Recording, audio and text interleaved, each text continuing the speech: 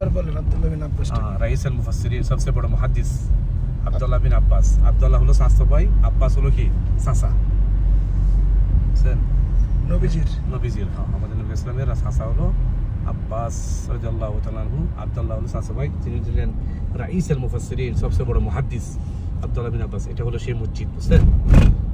আব্দুল্লাহ বিন আব্বাস এই মসজিদটা, বুঝছেন? এটা পুরো মসজিদ।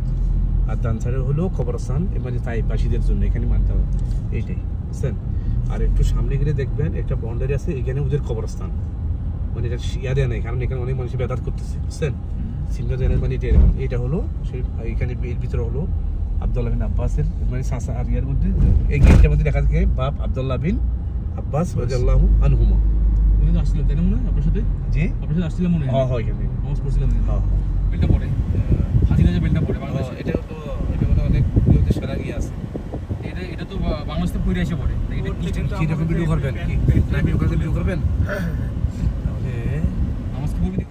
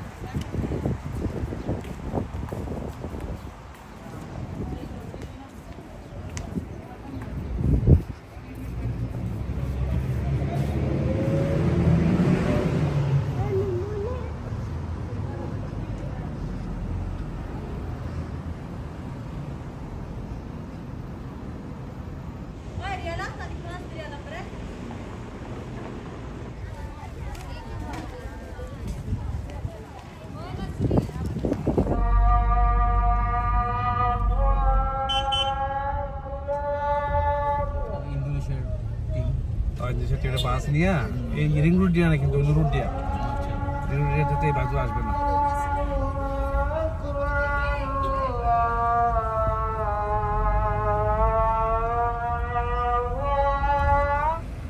এই দেয়ালের ভিতরে কবর না।